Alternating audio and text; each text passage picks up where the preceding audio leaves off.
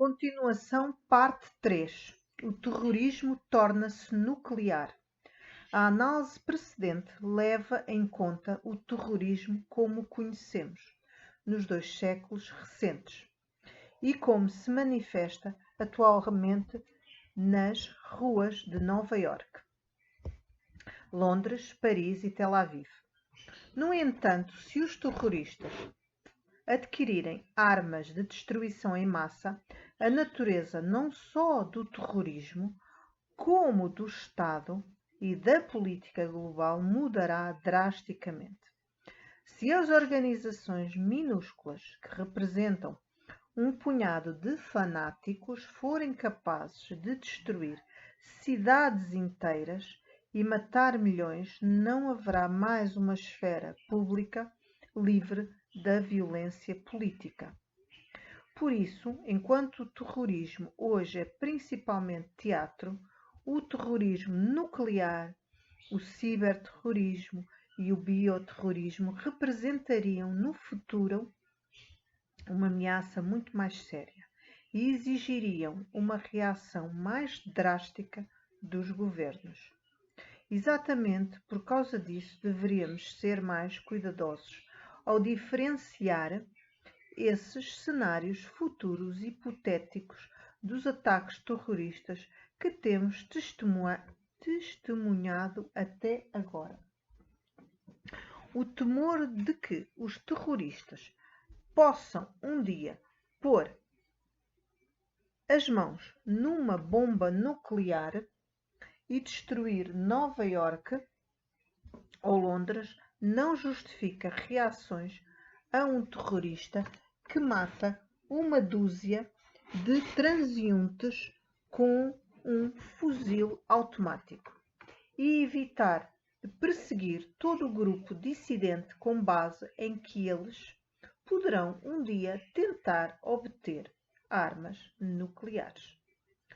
O que poderiam hackear os sistemas dos nossos carros autodirigidos e transformá-los num esquadrão de robôs assassinos. Da mesma forma, embora os governos devam monitorar grupos radicais e agir para evitar que assumam o controle de armas de destruição em massa, precisam equilibrar o medo do terrorismo nuclear com outros cenários ameaçadores. Nas últimas décadas, os Estados Unidos gastaram trilhões de dólares e muito capital político na sua guerra ao terror.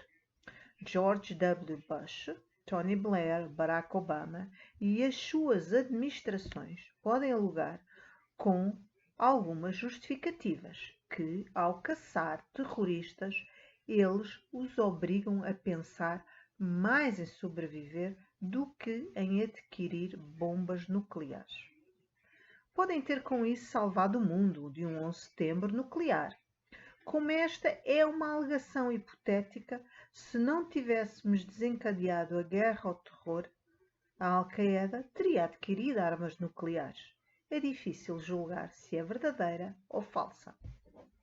Podemos estar certos, no entanto, que ao conduzir a guerra ao terror, os americanos e os seus aliados não só causaram imensa destruição em todo o globo, como também incorreram no que os economistas chamam de custo de oportunidade.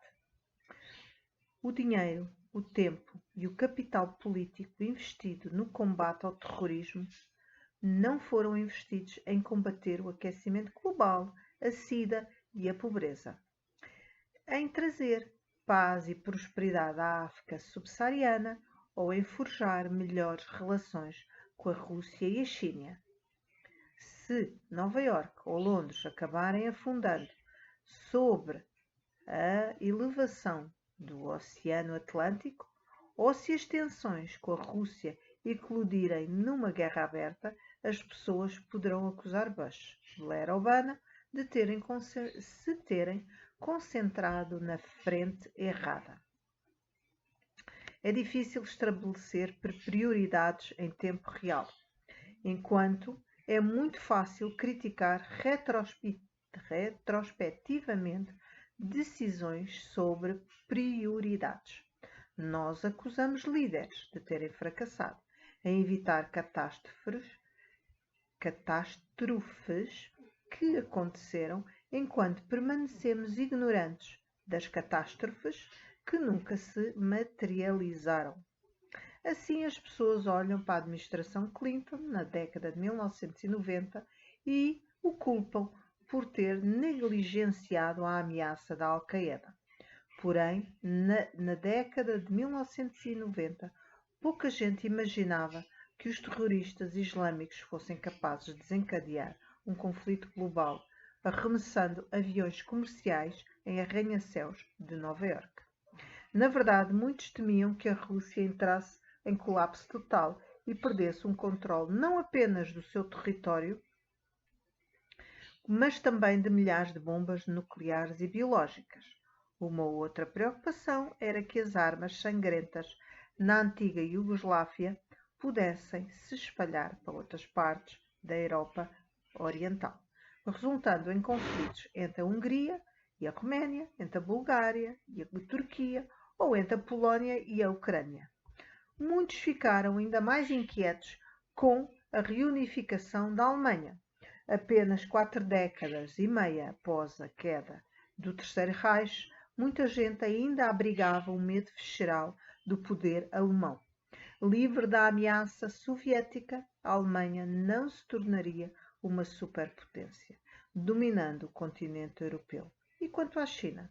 Alarmada com o colapso do bloco soviético, a China poderia abandonar suas reformas, voltar às políticas maoístas, virá uma versão maior da Coreia do Norte. Hoje podemos ridicularizar esses cenários assustadores, porque sabemos que eles não se materializaram. A situação na Rússia estabilizou-se. A maior parte da Europa Oriental foi absorvida praticamente pela União Europeia.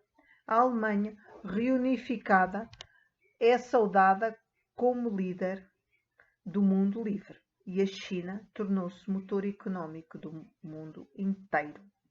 Tudo isto foi alcançado, ao menos em parte, graças às políticas construtivas dos Estados Unidos e da União Europeia. Teria sido mais sensato se os Estados Unidos e a União Europeia tivessem se concentrado na década de 1990 nos extremistas islâmicos e não na situação do antigo bloco soviético ou na China. Simplesmente não podemos nos preparar para toda e qualquer eventualidade. Assim, enquanto temos de impedir o terrorismo nuclear, isso não pode ser o primeiro item na agenda da humanidade. E, de certo, não deveríamos usar a ameaça teórica do terrorismo nuclear como uma justificativa para uma reação exagerada ao terrorismo convencional. São os problemas diferentes que exigem soluções diferentes.